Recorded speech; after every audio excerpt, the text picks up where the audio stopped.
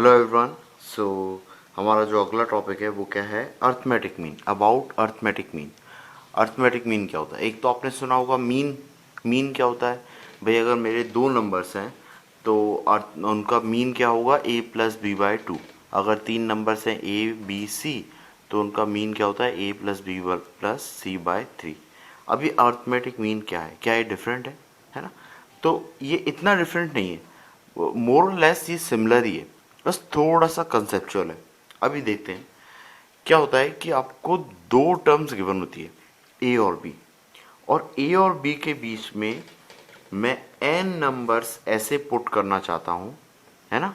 A1 A2 A3 up to AN, ये numbers ऐसे numbers हैं जो कि ए और बी के बीच में होना चाहिए, है ना?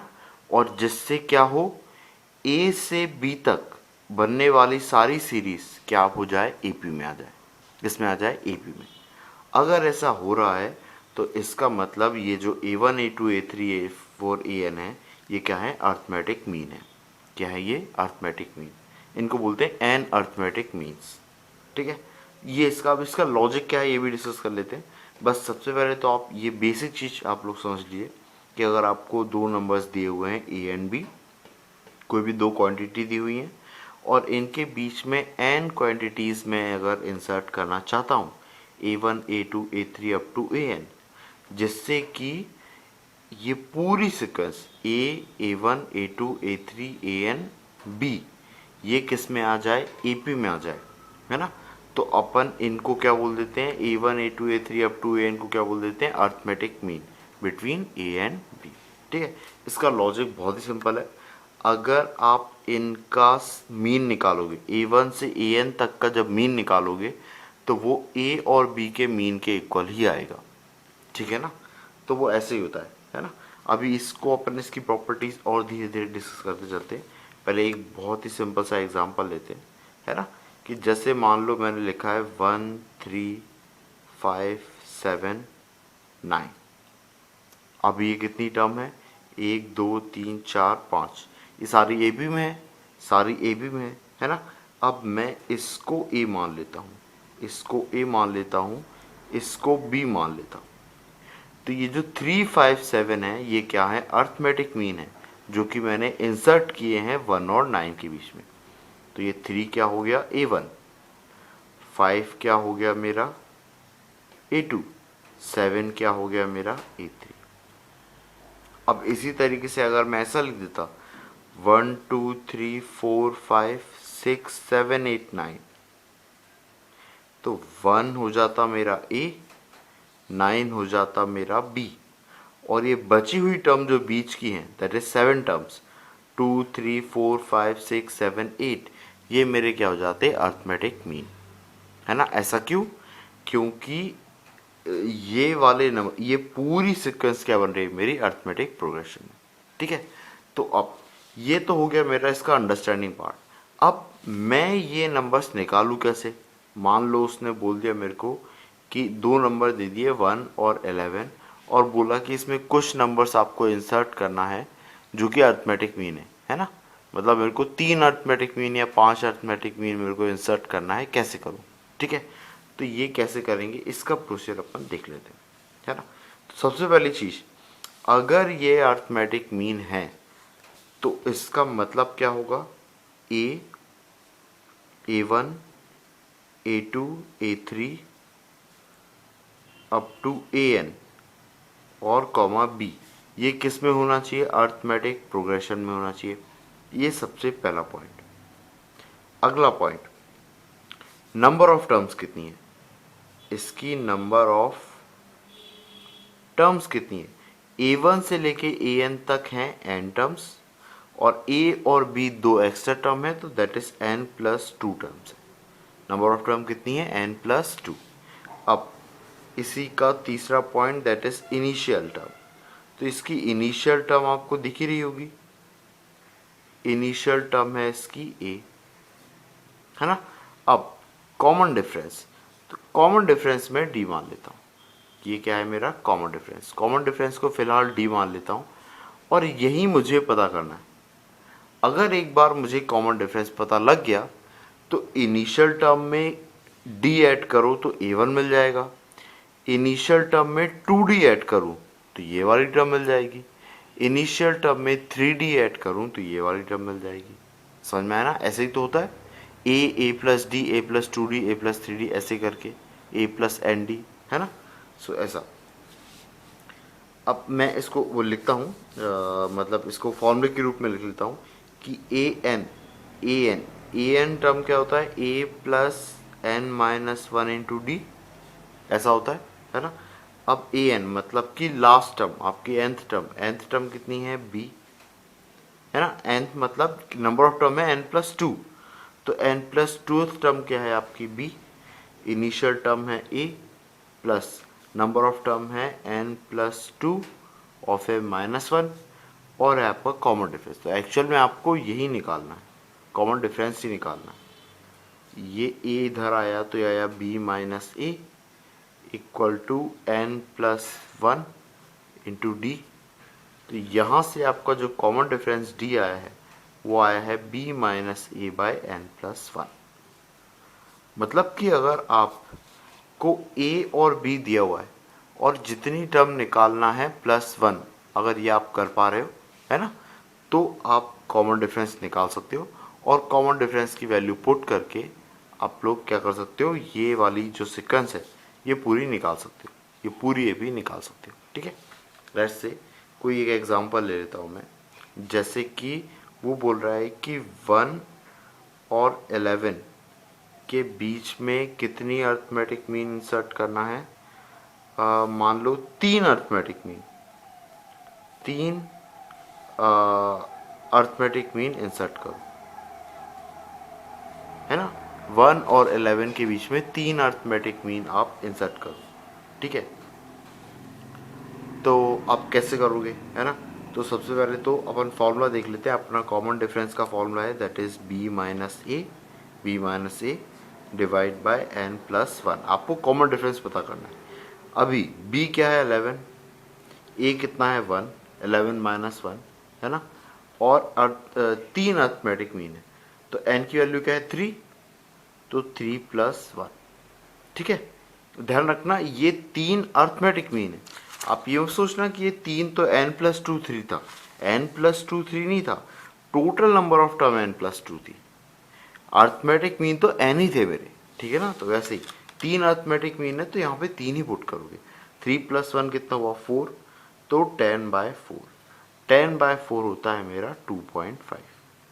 तो डी मेरा आ गया 2.5। अब हर टर्म में आप ऐड करते जाओगे तो 1, फिर उसके बाद में 1 + 2.5, ये होगी आपकी अगली टर्म, है ना? इसके बाद वाली टर्म होगी 1 + 2d, तो 2d मतलब 2 × 2.5। फिर तीसरी टर्म तो 1 + 3 × 2.5। अब अगर 4d लोगे तो 4 × 2.5 कितना होता है 10, तो 1 + 10 तो आपका 11 ही आ जाएगा, तो वो तो अगली टर्म आपकी 11 ही होगी। अब देखो 1 और ये 2.5, ये कितना हुआ 3.5। अब इसे करोगे तो ये 5 + 1 कितना 6, 3 × 2.5 कितना 7.5, + 1 8.5, और ये 11। ये चारों टर्म आपकी एपी में हो गई, सॉरी पांचों टर्म आपकी एपी में हो गई, और ये 3 टर्म आपकी क्या हो गई, अर्थमेटिक मीन। ठीक है, इतना समझ में आया? ठीक है, ये बेसिक पार्ट था। अब इसका एक और पार्ट देखते हैं और थोड़ी सी प्रॉब्लम्स देखते हैं। ठीक है ना? हाँ, अब इसकी एक और प्रॉपर्टी देखते हैं। अब वो प्रॉपर्टी कुछ इस तरीके से देखते हैं कि एक एक्सपेरिमेंट कर रहे हैं जैसे, ठीक है, कि मान लीजिए मेरे को ये टर्म्स मिली हैं अप टू an, और ये क्या है अर्थमेटिक मीन है ना, जो कि मैंने इंसर्ट की है किसके बीच में, between a and b, a और b के बीच में मैंने इनको इंसर्ट किया है। तो आपकी टर्म्स कैसी बन जाएंगी, टोटल a, फिर उसके बाद में ये, और फिर b, total number of term कितनी हो जाएगी n+2, initial term a, last term b। ठीक है ना? इतना समझ में आया, है ना? और इसका जो कॉमन डिफरेंस d क्या होता है, वो होता है b - a/n+1। ये आपको याद रखना है, फटाफट आप डी निकाल सकते हो। और डी की वैल्यू ऐड कर करके ए में ऐड करोगे तो A1 आ जाएगा, फिर 2D ऐड करोगे तो A2 आ जाएगा, फिर 3, ऐसा करके। मैं क्या करता हूँ, इन अर्थमेटिक मीन का सम निकालता हूँ। क्या निकालता हूँ? सम। ये सम क्या आना चाहिए?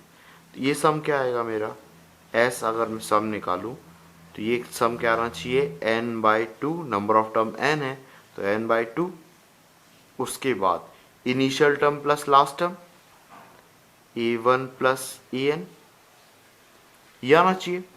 अब आप ध्यान दीजिए, अगर मैं इसकी बात करूं तो a1 प्लस an है, लेकिन इस पूरी AP की बात करूं तो ये second term plus second last term है ना।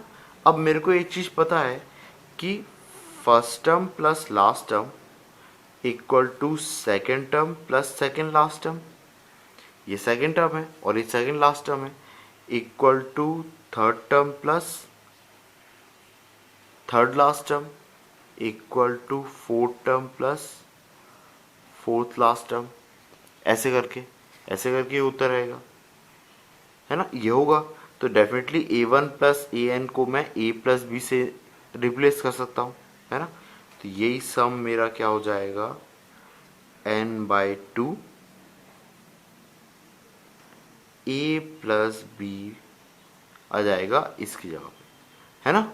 और ये इसको 2 को अगर नीचे लिख दूँ तो n into a plus b by 2, है ना। अब a प्लस बी बाई 2 क्या है मेरा, a प्लस बी बाई 2 है मीन किसका, फर्स्ट और लास्ट टर्म का, ठीक है।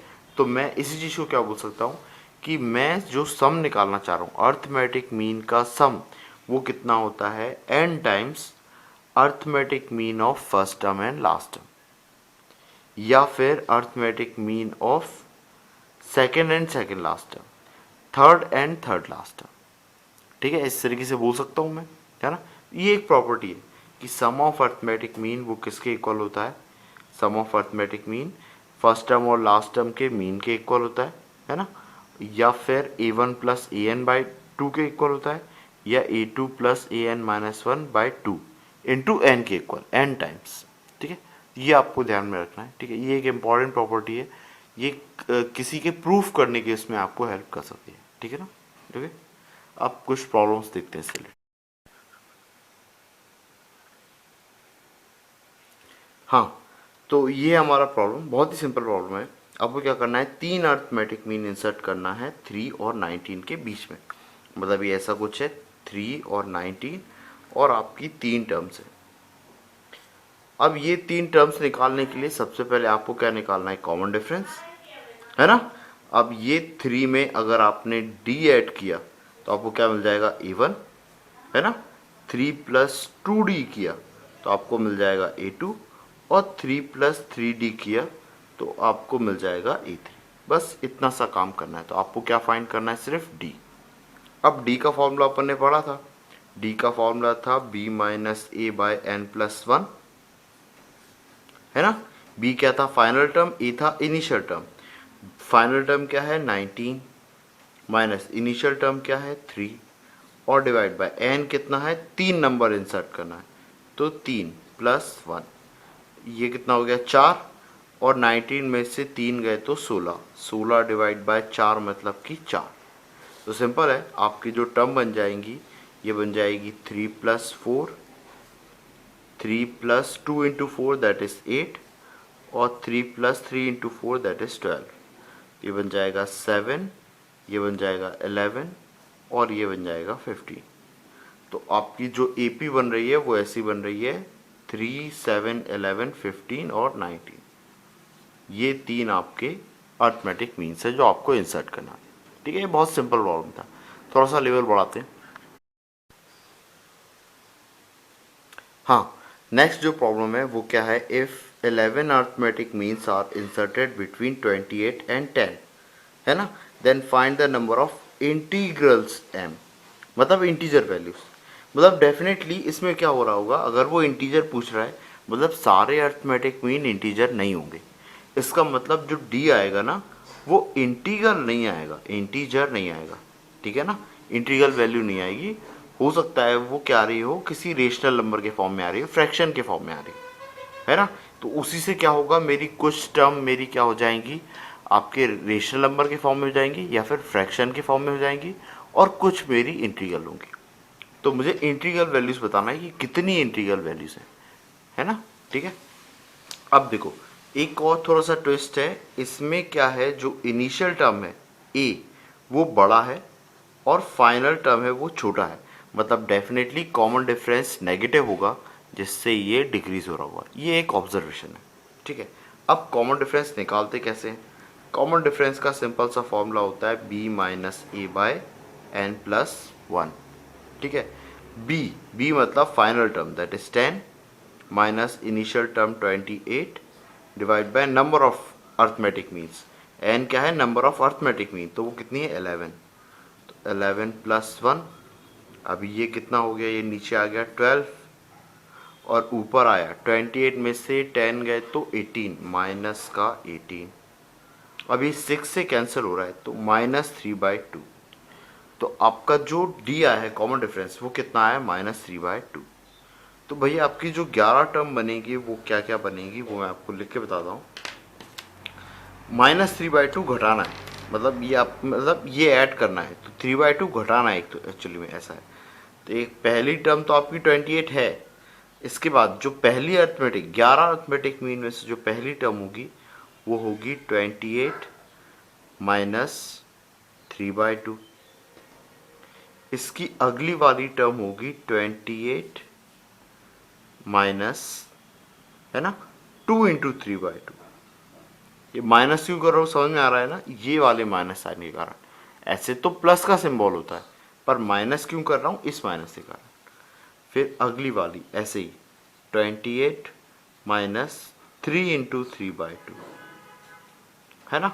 अब ऐसे ही तो देखिए ये 1 इंटू 2 इंटू 3 इंटू ऐसे ही करके होगा 4 इंटू 3/2, और ऐसे ही करके चलते रहेगा। ये फिर क्या 28 माइनस 10 इंटू 3/2, अगला होगा 28 माइनस 11 इंटू 3/2, और इसकी अगली टर्म आपकी 10 होगी, है ना। ये आपकी टोटल टर्म है। कितनी टर्म है, 11 प्लस 2 13। भाई टोटल टर्म कितनी होंगी, 13 होंगी। 11 अर्थमेटिक मीन और बची हुई 2 13, तो ये टोटल 13 टर्म होगी। इसमें से इंटीजर कौन कौन सी होंगी, तो इंटीजर पता करना तो बहुत सिंपल है भाई। 28 और 10 मुझे नहीं लेना है, ये दो तो मेरे नंबर्स हैं, इनके बीच में जो अर्थमेटिक मीन है वो कौन से। तो देखिए इसको फ्रैक्शन कौन बना रहा है, जो इंटीजर नहीं बना रहा है वो है डिनोमिनेटर वाला पार्ट, दैट इज ये फ्रैक्शन। तो ये फ्रैक्शन अगर इंटीजर हो जाए तो मेरा काम बन जाएगा। तो ये फ्रैक्शन इंटीजर तब होगा जब 3/2 में कुछ 2 का मल्टीप्लाई हो रहा होगा, 2 का कोई मल्टीपल आ रहा होगा। अगर 2 का मल्टीपल आया तो ये 2 कैंसिल हो जाएगा और मेरा पूरा नंबर क्या बन जाएगा, इंटीजर। तो आप ऐसे देख लो जिसमें ऊपर 2 का मल्टीपल आ रहा हो, तो वो क्या है, एक तो ये है, एक 4 वाला है, तो 2 वाला है 4 वाला है, इसका मतलब 6 वाला भी होगा, इसका मतलब 8 वाला भी होगा और 10 वाला भी होगा। तो टोटल कितने नंबर हो गए, 2 4 6 8 और 10। मतलब आपकी कितनी टर्म्स है, 5 टर्म्स है जो कि क्या है, इंटीजर्स है। 5 टर्म्स है जो कि आपकी इंटीजर्स है। लॉजिक आपको समझ में आया होपफुली कि ये इंटीजर कौन बना रहा है, जो ऊपर जो है वो डिनोमिनेटर का मल्टीपल हो ताकि ये कैंसिल हो जाए। ठीक है ना, होपफुली इतना समझ में आया हो आपको। ठीक है, एक और देख लेते हैं। हाँ, अब देखिए इस वाले में देखिए क्या लिखा है, between 1 and 31 are inserted m arithmetic means, मतलब एम अर्थमेटिक मीन 1 और 31 के बीच में इंसर्ट किए अपन ने, so that the ratio of the 7th and m-1 means is 5:9। ठीक है, 5:9 दिया हुआ है और आपको m की वैल्यू फाइंड करना है। ठीक है, तो देखो बहुत सिंपल सा है, आपको रेशियो दिया है 5:9। 5:9 वो किसका दिया है, 7th टर्म का, मतलब 7th टर्म कौन सी, आपकी स्टार्टिंग से सेवेंथ टर्म है ना, ए सेवेंथ है ना, सॉरी सेवेंथ क्या है, स्टार्टिंग से नहीं है, मीन है, सेवेंथ मीन होगी टर्म है ना, मीन वाली सेवेंथ। तो आप ऐसा बोल सकते हो कि जो A1 A2 A3 ऐसे करके AM होगा, A1 A2 A3 ऐसे से करके AM होगा, इसमें A7 और M माइनस वन, मतलब AM-1 इसका रेशो AM-1, इन दोनों का रेशो आपका कितना दिया हुआ है 5:9। तो मेरे को A7 निकालना है और AM-1 निकालना है ना। अब देखो A7 निकालने के लिए A7 क्या होगा मेरा, पहली term that is A1 plus N-1 मतलब कि 7-1 है ना, और यहाँ पे कितना आ जाएगा कॉमन डिफरेंस ये D है ना। लेकिन इसमें दिक्कत क्या है, सेवेंथ वाले में A1 आ रहा है, अब A1 भी तो नहीं पता मेरे को है ना, A1 भी नहीं पता और कॉमन डिफरेंस भी नहीं पता, तो क्या किया जाए, बस ये आपको दिक्कत आएगी। ठीक है, अगली दिक्कत, मुझे अगर ये टर्म्स पता करना है तो सिंपल सा है, मुझे क्या पता करना है D, और D मेरा होता है सिंपल B-A/M+1 या N+1 जो भी, इसमें M है तो M+1 लेते हैं, तो D मेरे को पता लग जाएगा और ऑब्वियसली D भी मेरा M के टर्म्स में आएगा है ना। तो मेरे को क्या पता, मैंने D पता कर लिया एक बार है ना, एक बार D पता कर लिया जो कि मेरा M के टर्म्स में आएगा, इसको यहाँ पे पुट किया तो मेरा M की वैल्यू आ जाएगी। बस मेरे को ये A1 एक एक्स्ट्रा आ रहा होगा, तो A1 भी या तो मैं D के टर्म्स में लिख लूँ, या फिर एक और तरीका है कि मैं पहली और लास्ट टर्म का यूज़ करूँ, 1 और 31 का यूज़ करूँ। अब देखो इसको यूज़ करने का फ़ायदा क्या है मैं वो बता देता हूँ आपको। सबसे पहले तो D निकाल लेता हूँ, D क्या आएगा B-A/M+1 दैट इज B कितना है 31-1 डिवाइड बाय M+1, तो ये कितना हो गया है 30/M+1, यह है मेरा D। उसके बाद जब मुझे A7 निकालना है ना, तो मैं A1 से स्टार्ट नहीं करूँगा, मैं 1 से स्टार्ट करूँगा है ना। तो जब मैं 1 से स्टार्ट करूँगा तो जो A7th टर्म होगी ना, सेवेंथ टर्म, वो एक्चुअल में 8th टर्म होगी। कौन सी टर्म होगी, 8th टर्म है ना। सो क्योंकि A1 से A7 तक 7 और 1 को इंक्लूड करूँगा तो 8 हो जाएगी, तो A7 क्या होगी, initial term that is 1 plus 8-1 into common difference D, तो ये कितना हो जाएगा 1 + 7 और कॉमन डिफरेंस आ रहा है मेरा इंटू 30/M+1, ये आ रहा है मेरा क्या A7। ठीक है, होपफुली इतना समझ में आया हो। ठीक है, अब इसको आप चाहो तो सॉल्व कर लो, इसको सॉल्व करोगे तो ये कितना आ जाएगा 7 × 30 दैट इज 210 है ना, और प्लस ये M+1 यहाँ LCM लिया तो M+1 plus 210 divide by M+1, तो आया M+211 डिवाइड बाय M+1, यह आया मेरा A7। होपफुली ये चीज़ आपको समझ में आई। ठीक है, A1 हमने यहाँ से हटा दिया पिक्चर में से, ये आपका पहला आया। ऐसे ही आपको निकालना है M-1 टर्म, तो AM-1, AM-1 भी अगर मैं लूँगा तो M-1 टर्म AM-1 अगर 1 को इंक्लूड किया तो ये mth नंबर पे आएगी है ना। यहाँ से यहाँ तक M-1 टर्म, तो 1 से स्टार्ट करूँगा तो M टर्म्स, तो ये आएगा 1 प्लस M-1 इंटू D, तो ये कितना आएगा 1 प्लस M-1 और ये अपना कॉमन डिफरेंस कितना आ रहा था 30/M+1। ठीक है, इसको थोड़ा सा सिंप्लीफाई कर लो तो ये आ जाएगा यहाँ पे M+1 प्लस या 30M-30 डिवाइडेड बाय M+1, इसको सॉल्व करोगे आप तो ये आएगा 31M और ये -30 + 1 मतलब -29 और डिवाइड में M+1। अब इन दोनों का रेशो ये कितना आ रहा है 5/9, ये अपन यहाँ से निकाल लेते हैं। तो A7 बाय AM-1। अभी देखो m+1 कैंसिल हो जाएंगे, है ना। तो ये जैसे A7 लिखा मैंने, ये आया डिवाइड बाय m+1, है ना। और M-1 लिखा तो न्यूमरेटर नीचे आ जाएगा और डिनोमिनेटर ऊपर आ जाएगा m+1। ये m+1 से m+1 कैंसिल हो गया, तो ये कितना आ गया m+211 डिवाइड बाय 31m-29। और इन दोनों टर्म का रेशो क्या दे रखा है 5/9। बस इसको आप सॉल्व करना है, इसको सॉल्व फटाफट कर लेते हैं और m की वैल्यू आपकी आ जाएगी। तो ये 9 से मल्टीप्लाई किया, इट विल बी 9m। 9 से इसको मल्टीप्लाई किया तो ये आ रहा है 9 और 9 2 जा 18 प्लस 5 का इससे किया तो 5 1 जा 5 और 5 3 जा 15। ये m माइनस 5 इंटू 29, तो 5 इंटू 30 कितना होता है 150। 150 में से 5 घटाओगे तो 145, या 145 करो। अब इसके बाद में आप इसको सॉल्व करो तो ये कितना आ रहा है 155m में से 9 घटाए 146m, और ये इधर जाके ऐड हो गया, तो इधर जाके ऐड हो गया तो ये आ जाएगा 4402, ऐसा कुछ आ जाएगा 2044, ठीक है 146। अब इसको डिवाइड करना है, तो इसको डिवाइड कर लो आप, ठीक है। अब मेरा कैलकुलेशन थोड़ा सा वीक है, आप चाहो तो आप लोग थोड़ा तेज़ी से भी कर सकते हो, ठीक है। इसको करो सॉल्व, किससे जाएगा, सॉल्व कर लो इसको, यही होगी आपकी एम की वैल्यू, ठीक है बेटा, ठीक है। इसको सॉल्व कर लेना तो एम की वैल्यू आएगी, मेरे हिसाब से कट जाएगा ये।